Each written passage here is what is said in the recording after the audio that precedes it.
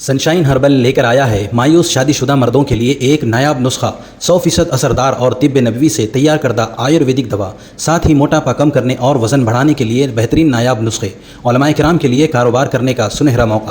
مزید تفصیلات کے لیے ابھی کال کریں۔ چوکو اسٹار اعلیٰ کوالٹی کے عمدہ لذیذ چاکلیٹس، علماء حفاظ اور تجارت کرنے والوں کے لیے بہترین موقع۔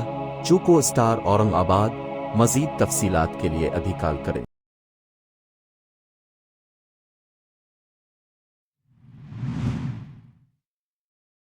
الحمد لله رب العالمين والصلاة والسلام على سيد الأنبياء والمرسلين، أما بعد، قال الله تعالى: أعوذ بالله من الشيطان الرجيم، بسم الله الرحمن الرحيم، والذين لا يشهدون الزور وإذا مروا باللغو مروا كراما.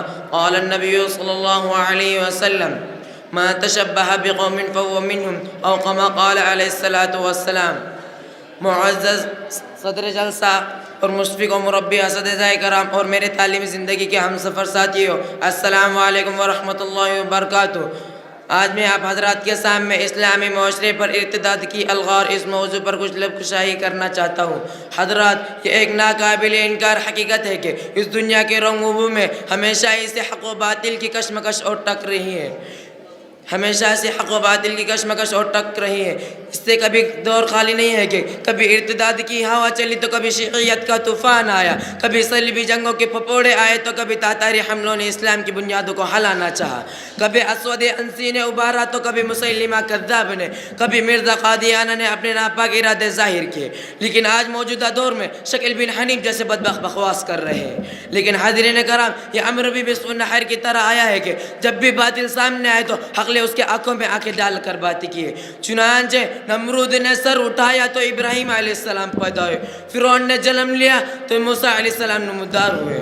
موسیٰ علیہ السلام نے نبوت کا جھوٹا دعویٰ لے کر جب سامنے آیا تو حضرت ابوبکر صدیق نے اس کا سر اچھالا۔ لیکن آج پوری دنیا ایک ایسے مغربی فتنے میں مبتلا ہے جو ماضی کے تمام ترسر اور رفع فسن سے بددرجہ اولا خطرناک ہے۔ فہی ردۃ ولا ابا بکر لا، یہ ایسا ارتداد ہے جس کی سر کوٹی کے لیے کوئی ابو بکر نظر نہیں آتا۔ اسلامی تاریخ نے بارہا مختلف شکلوں میں اس ارتداد کا سامنا کیا، مگر یہ ارتداد جزوی ارتداد تھا۔ اس لیے علماء کرام اور داعیان اسلام اور اسلامی محسنوں کا ذکر کرنے والے کلامکاران میدانی میں سربستہ ہو جایا کرتے تھے، لیکن آج جس ارتداد نے سارے عالم اسلام کو اپنے دائرے میں سمیٹ لیا ہے وہ ارتداد مغرب پرستی کا تھا، جو خرمن اسلام پر کوہ آتش فشاں بن کر ٹوٹا ہے، جو اسلامی محسن کو اپنے جو محسن اسلام کو تخت تاراج کر دینا چاہتا ہے، اور جو غیر کے آسمانی طرح گلشن اسلام کو تخت تاراج کر دینا چاہتا ہے۔ میرے غیور دوستوں اور اسلام کی ڈوبتی ہوئی نیا کے خیواناروں، اسی پر بس نہیں بلکہ انہوں نے ہمارے مسلمانوں کو تباہ برباد کرنے کے لیے غیر شرعی ایجاد کیے، اور ریڈیو ہو یا ٹی وی، سینما ہو یا میوزک، VCR ہو یا فلمی گانے، قتل غارت گیری ہو یا بے پردگی، سود و خوری ہو، جوا یا بے سٹے بازی، غرب اسی طرح انہوں نے ہمارے فحش کاریوں کو برباد کیا ہے۔ آج قوم ملت کا نوجوان غیار ایک ترپنڈے کے لیے بے چین ہے۔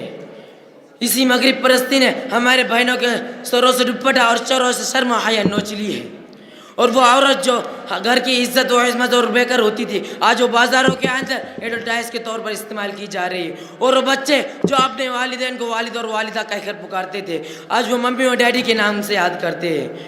ماں ہو یا بہن، باپ ہو یا باپ، محرم یا غیر محرم، سبھی آئی لو یو کو فخریت طور پر استعمال کرتے ہیں، نبوت کو چھوڑ کر آئی لو یو کو استعمال کرتے ہیں، سلام کو عام کرنے کی چھوڑ کر نبوت کو عام کرتے ہیں۔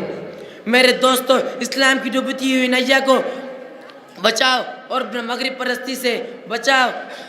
اللہ تعالی ہم سبھی کو اسلام کی ڈوبتی ہوئی نیا کے لیے بچانے کے لیے ہم سب کو توفیق عطا فرمائے۔ اسی بات پر میں ایک شعر کر کر اپنی تقریر ختم کرتا ہوں۔ ناموس رسالت کو ہم جان پر کھیلیں گے، ناموس رسالت کو ہم جان پر کھیلیں گے، جو ظلم و ستم بھی ہو اس راہ میں جھیلیں گے، حرف آنے نہ دیں گے آدب نبوت پر، ضرورت پڑ جائے تو سر بھی کٹا دیں گے، گستاخ نبی کو دنیا سے مٹا دیں گے، ہم امتی ہیں ان پر دنیا کو بتا دیں۔ وما علینا الا البلاغ۔